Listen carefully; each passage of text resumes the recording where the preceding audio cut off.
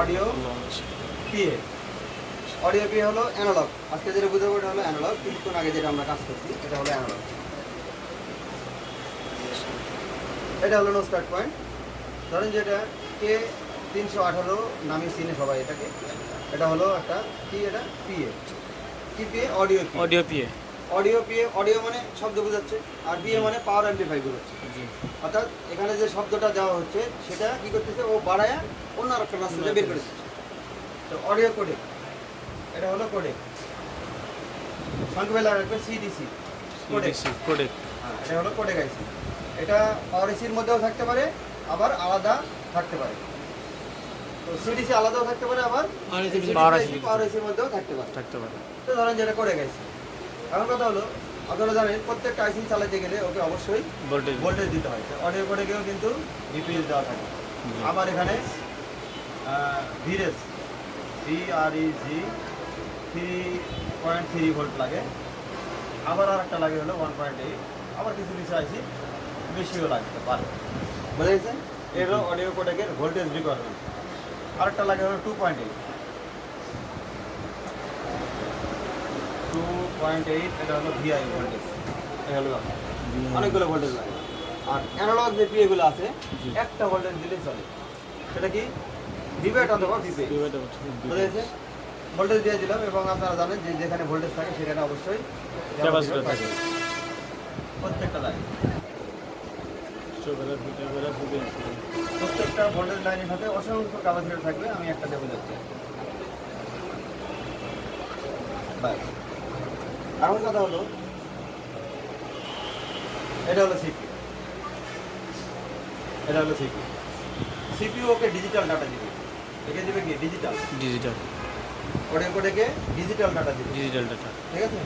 Audio codec কি করবে? এটা অ্যানালগে কনভার্ট করবে। বিভিন্ন পজিশনে এটা কনভার্ট হবে, বিভিন্ন পজিশনে। এখন কথা হলো, এই যে অডিও ইনপুট যে সিগন্যালটা, এটার নাম হলো কি? Input positive. আর হলো আরেকটা কি? Input negative. Input negative. বুঝা গেছে? জি। এখানে আরও থাকতে পারে, আবার এলও থাকতে পারে। এখানে লিখে দিলাম অডিও এলও লেখা থাকতে পারে, আবার আরও লেখা থাকতে পারে। ইনপুটে আর লেখা থাকতে পারে, এলও লেখা থাকতে পারে। আর ইনপুট যেটা নেগেটিভ, এটাকে দিবে, এটা হলো অডিও কোডেক থেকে দিবে। আপনারা চাইলে এটা যে কোনো জায়গা থেকে আপনারা নেগেটিভ দিতে পারবেন। আমি যেমন নেগেটিভ থেকে এখানে দিয়ে দিলাম। ওখানে কি ছিল? একটা রেজিস্টার ছিল। বুঝা গেছে? অডিও ইনপুট লাইনেও কি থাকবে? একটা ক্যাপাসিটর থাকবে, একটা রেজিস্টার থাকবে। বুঝা গেছে? এখানেও থাকবে, এখানে একটা ক্যাপাসিটর থাকবে, একটা রেজিস্টার থাকবে। এই হলো ব্যাপার। এখন ইনপুটে সিগন্যাল দিলাম, এখন ওকে এনাবল সিগন্যাল দিতে হবে। এই এনাবলটা দিবে কে? সিপিইউ 1.8। এখানে একটা টেস্ট পয়েন্ট থাকবে সবসময়। এখানে লেখা থাকবে পিএ এনাবল।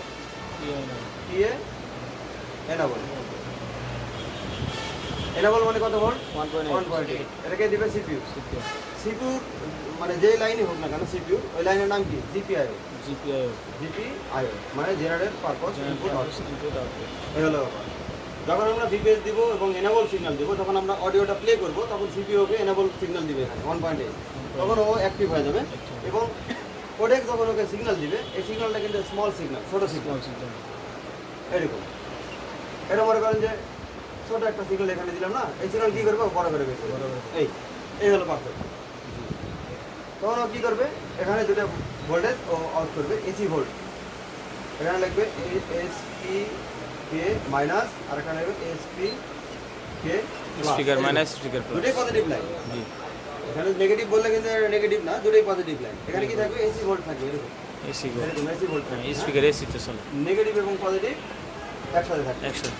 এই স্পিকারের মধ্যে নিচে এলে নেগেটিভ, উপরে এলে পজিটিভ। স্পিকারের লাইনটা সরাসরি অনেক সময় থাকে না, এখানে কয়েল ইউজ করা হয়। এখানে কয়েল ইউজ করা হয় করে কোথায় চলে যায়? এটা স্পিকারে চলে যায়। স্পিকার এইরকম। আর কথা হলো, আপনারা যখন পিএ অ্যাক্টিভ করার পরে, অর্থাৎ অডিও প্লে করার পরে, এখানে যখন আপনারা ভোল্টেজ সেট করবেন স্পিকারের লাইনে, তখন এখানে ভোল্টেজ পাবেন হলো 1.8 থেকে 4.2 পরিমাণ। মিনিমাম 1.8 8 পাবেন, সর্বোচ্চ এখানে 4.2 পর্যন্ত যাইতে পারে। যদি এখানে ভোল্টেজ পান স্পিকারে লাগে জি তাহলে বুঝতে হবে স্পিকার লাগানোর আগে আর কি, স্পিকার লাগায় যে ভোল্টেজ চেক করা লাগবে ব্যাপারটা এরকম না। কি করবেন, আপনারা অডিও প্লে করবেন, রিংটোন বাজাবেন অথবা ইউটিউবে মিউজিক প্লে করবেন, করার পরে এখানে ভোল্টেজ সেট করবেন। স্পিকারের যে অ্যান্টেনা থাকে না, জি ওই অ্যান্টেনা এখানে ভোল্টেজ সেট করবেন। যদি এই ভোল্টেজ এখানে পাওয়া যায় জি তাহলে বুঝতে হবে পিএ ওকে। 100% ওকে। দেখা যাচ্ছে ভোল্টেজ নাই, ভোল্টেজ নাই, তাহলে কি করবেন, পিএটা একবার চেঞ্জ করবেন। Change চেঞ্জ করার পরেও যদি না হয় তো কি করবেন, এখানে বিপিএস ভোল্টেজ আছে BPS কিনা, voltage আছে আর এনাবল সিগন্যাল আছে কিনা দুটো চেক করবেন। আপনার এই যে এই এনাবল সিগন্যাল মিসিং ছিল, আপনার একটা নেট ছিল মনে করে দেখেন। আমি এখানে 1.8 সরি বিপিএস বিপিএস হচ্ছে বেশিরভাগ এই যে এনাবল সিগন্যাল মিসিং, এনাবল করতে দিবেন যে কোনো জায়গা থেকে, যে কোনো জায়গা থেকে। এটাও দিতে পারেন, এটাও এখানে দিতে পারেন, যে কোনো জায়গা থেকে 1.8 এখানে দিলে পিএ অ্যাক্টিভ হয়ে যাবে। অ্যাক্টিভ হয়ে যাবে। বোঝা যায় জিনিসটা? জি তো পিএ অ্যাক্টিভ হওয়ার পরে এখানে ভোল্টেজ আউটপুট হবে, সেটা অডিও সিগন্যাল দিক আর না দিক। জি স্যার।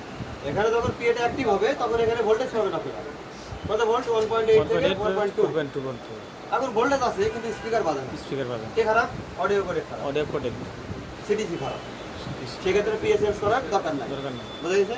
দেখা যাচ্ছে এখানে শুরু থেকে কোনো ভোল্টেজই নাই, তাহলে বুঝতে হবে হয় পিএ খারাপ, নাহলে পিএর রিকোয়ারমেন্টের সমস্যা, পিয়ার রিকোয়ারমেন্ট হয় ভোল্টেজ মিসিং, নাহলে এনাবল সিগন্যাল মিসিং, অথবা পিএ খারাপ। এখানে ভোল্টেজ আছে কিন্তু স্পিকার বাজে না, কে খারাপ, অডিও Codec কোডেক। তো অডিও কোডেক অনেক সময় আলাদাও থাকতে পারে, পাওয়ার এসির মধ্যেও থাকতে পারে। তো বেশিরভাগই যে কম দামি বা মিডিয়াম বাজেটের যে সেটগুলো এটা পাওয়ার এসির মধ্যে থাকে, একটু দামি ফোনে বিশেষ করে এই কোডেক আছে আলাদা থাকে। থাকে। বুঝা গেছে? এই হলো ব্যাপার।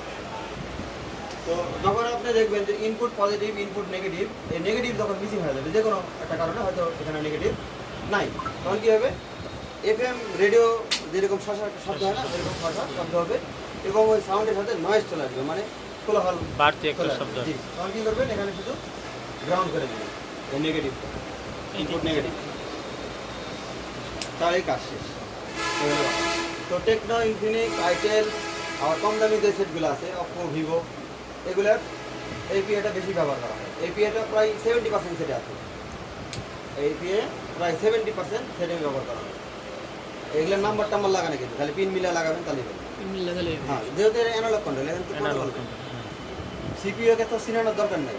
না যখন আপনি এটার সাথে প্রোটোকল আছে, আইকিউসি নাই কোনো ধরেন যে এসসিএল এসডি আছে, তো এটা তো প্রোটোকল, এখানে অ্যাড্রেস আছে, নির্দিষ্ট একটা অ্যাড্রেস আছে। তো এই অ্যাড্রেসগুলো যখন আপনি মানে চেঞ্জ করবেন, আইসি নাম্বার যখন পরিবর্তন করবেন, তখন এখানে 318 ছিল, আমি 320 করে দিলাম, আইসি লাগাই দিলাম। তো কী করবে, এটার অ্যাড্রেস প্রোটোকল সিপিইউ আর পাবে না, পাবে না। ওকে চিনবেই না। এই জন্য যেগুলো হলো ডিজিটাল কন্ট্রোল আইসি, এগুলোর নাম্বার কোনোভাবে পরিবর্তন করা যাবে না। পরিবর্তন করা যাবে। বুঝা গেছে? আবার কিছু কিছু করা যাবে, যেমন ওই যে এলইউবি বুঝাইছিলাম আমি, জি, জি, এটা করা LUV যাবে। তিনটা। ওটা আপনি এসসিএল এসডি দেন আর না দেন, শুধু এনেবল দিলে Enable দিলেই হবে। কন্ট্রোল হবে। হ্যাঁ। জি, এই জন্য ওটার নাম্বার পরিবর্তন করা যায়। একসাথে ওটা অ্যানালগ এবং ডিজিটাল উভয়ভাবে কন্ট্রোল করা যায়। এই হলো ব্যাপার। ঠিক আছে।